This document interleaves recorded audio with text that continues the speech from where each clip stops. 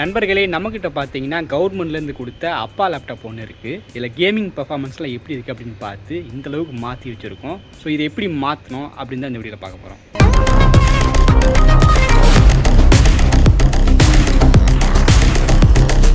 அதுக்கு முன்னாடி நம்ம பழைய லேப்டாப் இருக்குல்ல, நான் ஃபஸ்ட்டு வாங்கினேன் அந்த HP 15S அப்படிங்கிற மாடல் லேப்டாப்பு. ஒரு 4-5 மாதத்துக்கு முன்னால் எங்கள் வீட்டு மொட்டை மாடியில் இருக்கிற ஒரு சின்ன கேப்பில் ஸ்டூடியோ மாதிரி செட்டப் பண்ண போகிறேன்னு சொல்லிட்டு இந்த லேப்டாப்பை மானிட்டரில் கனெக்ட் பண்ணி ஒரு செட்டப் காட்டிகிட்டு இருந்தோம்ல. ஸோ கொஞ்ச நாள் கழித்து பார்த்தீங்கன்னா இடிச்சதில் அந்த மானிட்டரும் செத்து போச்சு.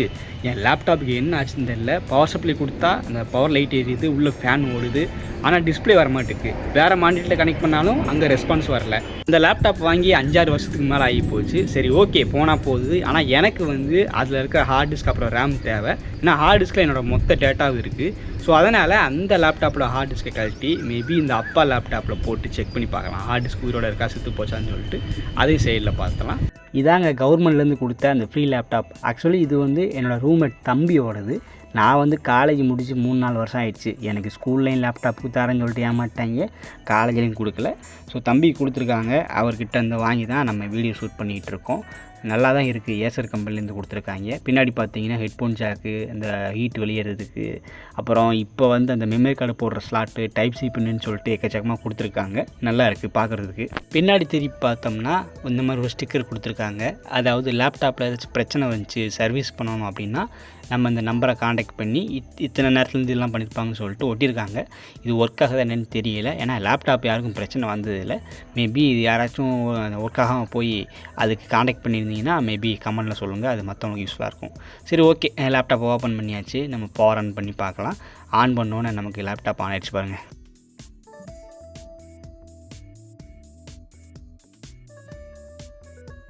எனக்கு இந்த லேப்டாப்போட ஸ்பெக்கெல்லாம் தெரியாது. அதை பற்றி தெரிஞ்சுக்கிறதுக்கு நான் செட்டிங்ஸில் போயிட்டு அபவுட்டில் போயிட்டு பார்த்தேன். இதில் பார்த்தீங்கன்னா நமக்கு 256 SSD கொடுத்துருக்காங்க. அது NVM, அதாவது ஸ்லாட் டைப் இருக்கும்ல, அந்த மாதிரி SSD. கிராஃபிக்ஸ் கார்டு பார்த்து ரேம் பார்த்தீங்கன்னா 8GB. ப்ராசஸர் பார்த்தீங்கன்னா AMD Ryzen 3 தான் கொடுத்துருக்காங்க. ஏன்னா இப்போ லேட்டஸ்ட்டு 7 வந்துடுச்சு. இதுக்கு முன்னாடி 5 கொஞ்சம் நல்லா தான் இருக்கும். பட் இவங்க 3 கொடுத்துருக்காங்க. ஓகே, அது ஒன்றும் பிரச்சனை இல்லை. இப்போ வாங்க இதோட பர்ஃபார்மன்ஸ் எப்படி இருக்குது அப்படின்னு பார்க்கலாம். இதில் கேம் விளாண்டு பார்க்கணும், அதுதான் நம்மளோட முக்கியமான குறிக்கோள். ஸோ மற்றபடி இதில் பார்த்தீங்கன்னா தம்பி யூடியூப் அதுன்னு சொல்லிட்டு இன்ஸ்டால் பண்ணி வச்சுருக்கிறான். எல்லாமே பக்காவாக தான் இருக்குது. இங்கே பாருங்கள், யூடியூப்னு சொல்லிட்டு தனியாக ஒன்று வச்சுருக்கிறான். லேக்கிங் சுத்தமாக இல்லை. மொபைலில் எப்படி யூடியூப் ஓப்பன் பண்ணால் இருக்கும் அந்த மாதிரி டப்புன்னு வந்துகிட்டே இருக்குது. நெட்வொர்க்கை பொறுத்து ஸ்பீட் அமையுது. ஸோ நம்மளோட சேனல்லாம் பார்த்தேன், குவாலிட்டியும் படி எல்லாமே பக்காவாக இருக்குது. சரி, இப்போ மெயின் மேட்ருக்கு வரலாம். இதில் கேம் விளாண்டு பார்ப்போம். நம்ம தம்பி பார்த்திங்கன்னா ஆல்ரெடி ஆல்பா 8ன்னு சொல்லிட்டு அந்த கார் ரேசிங் கேமை ஏற்றி வச்சுருக்கிறான். சைஸு பார்த்திங்கன்னா 3-4 GB வரும்.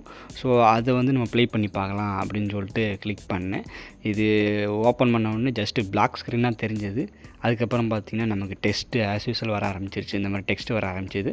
ஸோ அதுக்கப்புறம் பார்த்திங்கன்னா டப்புன்னு உள்ளே போயிடுச்சு. இந்த ஆரம்பத்தில் மட்டும்தான் ஒரு மாதிரி பிளாக் ஸ்க்ரீனாக இருக்குது. ஸோ அதுக்கப்புறம் ஸ்மூத்தாக உள்ளே போயிடுச்சு பாருங்கள். கடைசியில் பார்த்திங்கன்னா அப்டேட் கேட்குது. 2-3 நாளைக்கு முன்னாடி தான் இன்ஸ்டால் பண்ணியிருக்கேன். அதுக்குள்ளேயும் அப்டேட் விட்டாங்க போல். அப்டேட் பார்த்திங்கன்னா 250 MB கொடுத்துருக்காங்க.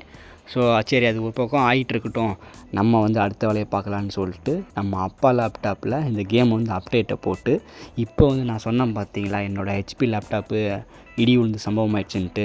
ஸோ அதுக்குள்ளே இருக்கிற அந்த ஹார்ட் டிஸ்கெல்லாம் கழட்டி உயிரோட இருக்கா செத்து போச்சான்னு பார்க்க போகிறோம். ஏன்னா நம்மக்கிட்ட இருந்தது ஒரே ஒரு லேப்டாப்பு, அதுவும் செத்து போச்சு.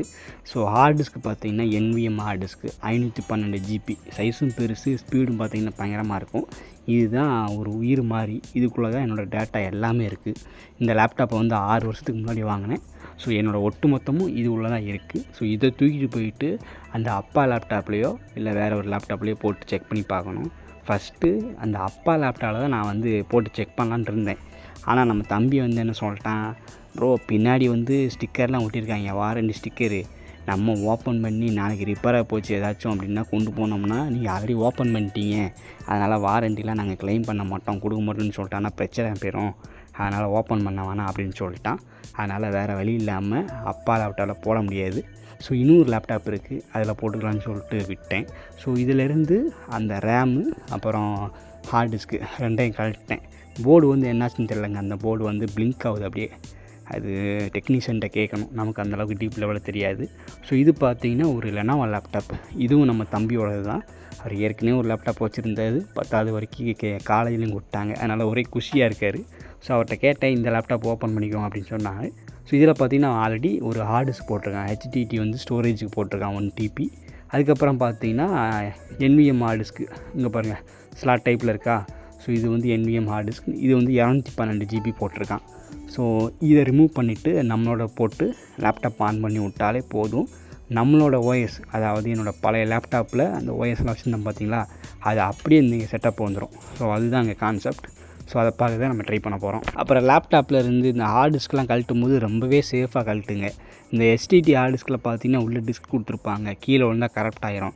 இந்த மாதிரி SSD NVM ஹார்ட் டிஸ்க்லாம் பார்த்தீங்கன்னா சிப் லெவலில் தான் கொடுத்துருப்பாங்க. கீழே போட்டு ஏதாச்சும் நெளிஞ்சால் கூட மொத்தமும் சொல்லி முடிச்சுடும். இதெல்லாம் ரொம்பவே காஸ்ட்லியானது. 512 GBலாம் ரொம்ப காஸ்ட்லி. இப்போ ரேட்டும் ஏறி போச்சு. அதை நல்லா சேஃபாக ஹேண்டில் பண்ணுங்கள். ஸோ ஓகே, நம்ம வந்து இந்த NVM ஹார்ட் டிஸ்க்கை நம்ம தம்பியோட இந்த லெனோவோ லேப்டாப்பில் மாட்டிட்டேன். இதுக்கப்புறம் பவர் ஆஃப் பண்ணி என்னோட அந்த என்விரான்மெண்ட் வருதான்னு பார்க்கணும். நம்ம ஹார்ட் டிஸ்க்கு உள்ளே போட்டாச்சு. இது வந்து நம்ம தம்பியோடது, அதை சேஃபாக ஒரு மூலையில் வச்சுருவோம். இப்போ லேப்டாப் ஆன் பண்ண பாருங்கள், இங்கே பார்த்தீங்களா என்னோடய என்விரான்மெண்ட் அப்படியே வந்துடுச்சு. என் லேப்டாப்பு இடி விழுந்துச்சா என்னன்னு தெரியல, மதர் போர்டு செத்து போச்சு. பட் நல்ல வேளை என்னோடய ஹார்ட் டிஸ்க்கு எந்த வித கரப்ஷனும் ஏற்படலை.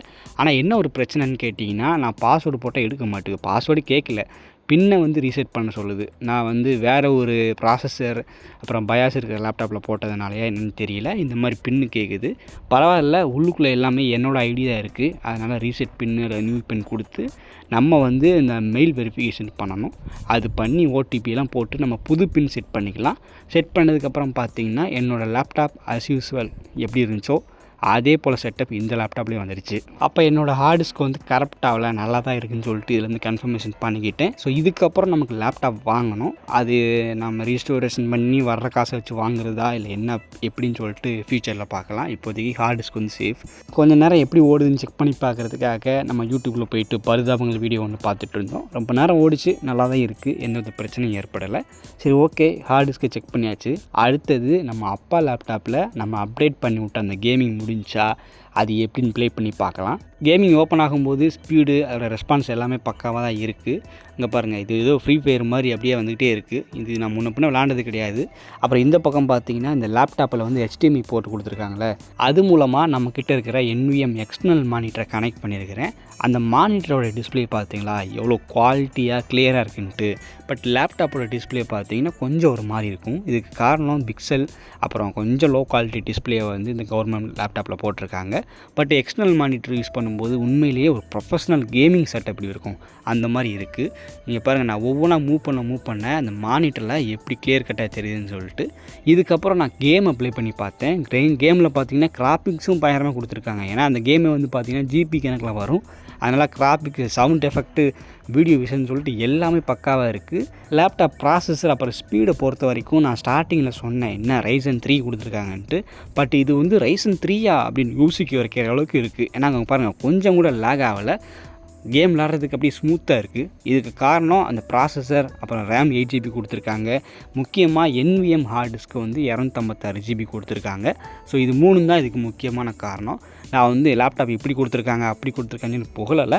கரண்ட் ஜென்ரேஷனுக்கு ஏற்ற மாதிரி லேப்டாப் வந்துருக்கு, அவங்க கொடுத்து தான் ஆகணும். இப்போயும் அவங்க ஃபஸ்ட்டு கொடுத்தாங்க பார்த்தீங்களா அம்மா லேப்டாப், அந்த மாதிரி கான்ஃபிகரேஷனில் கொடுத்தாங்கன்னா அது வந்து எல்லோரும் தீக்க ஆரம்பிச்சிருவாங்க. அதனால் ஜென்ரேஷனுக்கு ஏற்ற மாதிரி கொடுத்துருக்காங்க. ஓகே, என்ன தான் இந்த லேப்டாப்பை கம்பேர் பண்ணும்போது அம்மா லேப்டாப்பு வந்து கான்ஃபிகரேஷன் செட்டப்பெல்லாம் கம்மியாக இருந்தாலும் அது வந்து நம்ம கனவை பூர்த்தி செஞ்சுது. லேப்டாப்லாம் நம்மளால் வாங்க முடியுமா அப்படின்னு சொல்லிட்டு நிறைய ஏழை மாணவர்கள் யோசிச்சுட்டு இருக்கப்போ அதை வந்து கொடுத்து அது மூலமாக நிறைய பேர் வந்து நிறைய விஷயங்களை கற்றுக்கிட்டு இப்போ பெரிய ஸ்டேட்டில் இருக்காங்க. ஸோ அது போல் தான் இந்த லேப்டாப்பும் பார்த்தீங்கன்னா இப்போ இருக்கிற ஜென்ரேஷன் மாணவர்கள் யூஸ் பண்ணுற மாதிரி ஒரு நல்ல RAM குவாலிட்டி, அதுக்கப்புறம் இதிலேயே நம்ம வந்து ஃப்ரண்ட் அண்ட் பேக் ஹேண்ட்னு சொல்லிட்டு நிறைய கற்றுக்கலாம். அந்தளவுக்கு தான் ஒரு செட்டப் பண்ணுற மாதிரி தான் இந்த லேப்டாப் கொடுத்துருக்காங்க.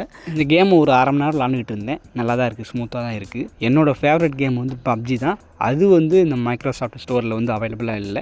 நம்ம வந்து PUBG வெப்சைட்டில் தான் ஏற்றணும். பட்டு இந்த PUBG கேம் வந்து ஏற்றி விளாட்லாமா இல்லைன்னு சொல்லிட்டு கீழே கமெண்ட்டில் சொல்லுங்கள். கவர்மெண்ட் இப்போ கொடுத்த லேப்டாப்பில் நான் வந்து கேமிங் பர்ஃபார்மன்ஸ் எப்படி இருக்குது அப்படின்னு காட்டுறதுக்கு தான் இதை ப்ளே பண்ணி காட்டினேன்.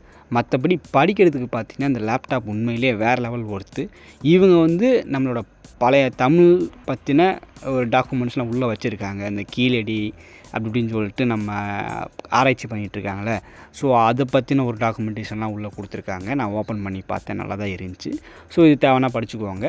இதை தவிர்த்துட்டு நீங்கள் இன்ஜினியரிங் படிச்சுட்டு இருக்கீங்க அப்படின்னா உங்கள் துறை சார்ந்து அந்த கோர் ஃபீல்ட்லேயோ அல்லது சாஃப்ட்வேர் ஃபீல்ட்லேயோ போகிறதுக்கு அதுக்கேற்ற மாதிரி சாஃப்ட்வேர்ஸ் இப்போ VLSன்னு எடுத்துக்கிட்டிங்கன்னா அதுக்கு வந்து மாடல் சிம் இந்த மாதிரி EDA டூல்ஸ் இருக்குது. ஸோ அது வந்து இந்த லேப்டாப்புக்கு பக்காவாக செட் ஆகும், ஐ மீன் தாங்கும்னு சொல்கிறேன். அதே போல் சாஃப்ட்வேர் டூல்ஸ் நிறைய இது இன்ஸ்டால் பண்ணலாம். எல்லாமே ஏற்ற ஹேங் ஆகாமல் ஓரளவுக்கு இருக்கும் அப்படின்னு தான் நம்புகிறேன்.